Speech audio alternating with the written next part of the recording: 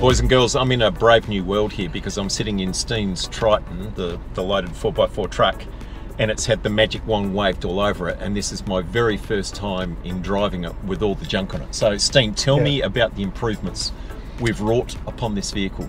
Well, the big one that we're here to talk about today is the suspension. That's and I want to get record the look on your face when you drive it. Okay. So you've been surprised with this. I've turned up and I've known the suspension now in this car for probably a month. Right. Prior to this, it's had 2 different lots of suspension in it. And just to be clear, so we're talking front struts, talking the whole lot. So rear leaf springs, rear shocks. This is a levelling kit in this car, so we leave the rear leaf springs in. Yep. Raise the front 40mm, so we've got new front struts, new front springs. Brendan, our partner up in Sydney, sources the springs to get the right spring rate. So we're actually very similar to stock, but we've got 40mm height and a quality spring. Yep. And he's mucked around with the shocks, so it's all obviously rear shocks as well as front struts in this setup. And he's mucked around with the tuning on them to dial in some initial compliance. Right. To make them softer, we're calling it dynamic because it's not soft and squishy. Yep. So it's not like a Prado. And just to be clear on that too, a lot of people will immediately sense when we mention soft as being unable to carry a load. Not so. What we're looking for here is compliance. Yeah. So over a road that might have a slightly broken surface, rather than having this horrible jiggly ride that might, on the bigger bumps, crash down to the bump stops and be uncontrollable, now we've got something that's like a svelte carpet, just rides over the top of these things. We hope. Soaks up all the lumps and bumps. I think it is. We'll see what you think. Right. But the industry calls it comfort, which I hate. Right. So we call it dynamic because we're retaining high-speed handling, low-speed handling. We're actually adding to the ability of the car to deal with corners, mid-corner bumps, corrugations. My pet hates crap suspension. Yep. Like your pet hates crap tyres. Yeah. Well, I hate shitty suspension too because every single manufacturer serves up dross in that department. It's all dumbed down either to a price or some person in some parallel universe's idea of what is good, and it's not. And I think the aftermarket tends to overdo spring rates. Yep. And there's this whole heavy duty thing. Oh God help. So for me, for my car, this car, it's more about maintaining stock levels of ride height. Mostly, it's a little bit lifted in the front, 40mm, but really dialing in some handling and comfort, and just being able to enjoy driving the car without that little man smacking the back of the head as you go over bumps because of the leaf springs in the rear. Right. We've tamed those. I think you'll find out. So see what you think. It's a pity because we're just doing a little domestic drive on some roads that I know to try and get some reasonable validation on this. Yep. It's a pity we didn't have a high-speed section of bitumen because I'd love to give it the wombat test, but we'll do that another day. Yeah, one day when I'm not in the car. Yeah. Okay, let's go. Let's find out what this is about.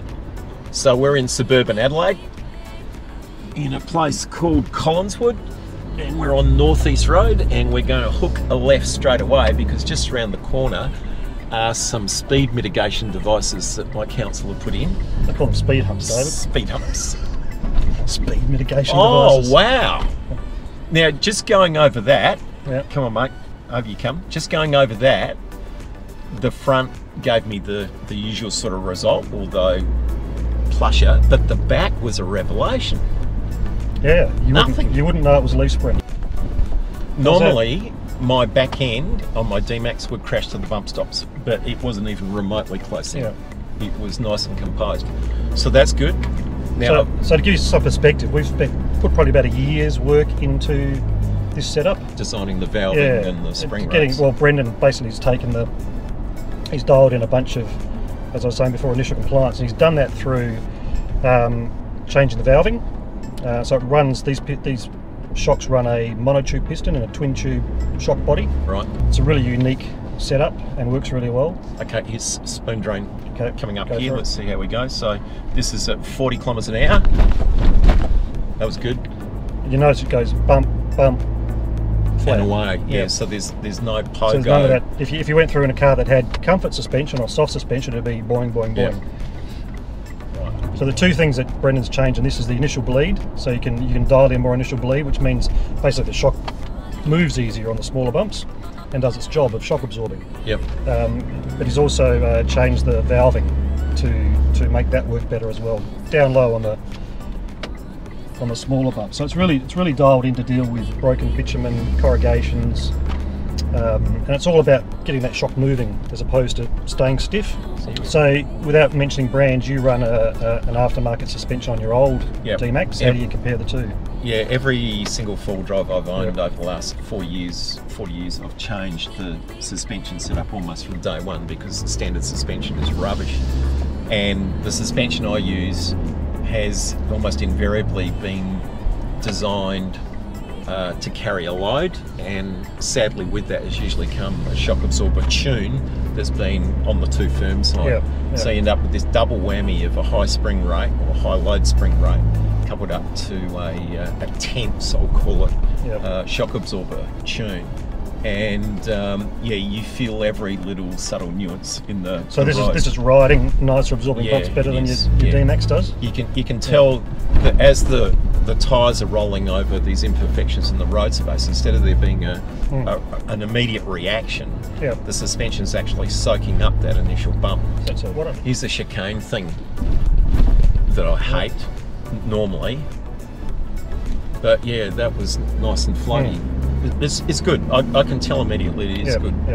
Let's just try around the corner here, because there's a little straight bit of bitumen. I just want to try a slow speed change in direction. Yep, no cars coming, so I'm not going to scare anybody. Now this dynamic tune will work with stiffer spring rates as well. Oh wow. Yeah, that does sit flat. Yep. So no seasickness. Have you guessed the tyre pressures yet? Going there. Well, the tyre whisperer? It strikes me that they're right instead of wrong. So probably down around that 30 mark. Yeah, they are. Yeah, that's good stuff. Look, Steane, I am impressed, and I'm not just saying that because I want to impress the folks that we've got a product that's got some merit here. It is actually good. It is. So a lot of time's gone into it, a lot of thought's gone into it. We've taken everything that we've learned from reviewing new cars. Yep. Because the first thing you notice, or I notice in a new car, is how the suspension works. Yep. Often it's not good. And we put all of that into developing a suspension system that rides and handles the way we like.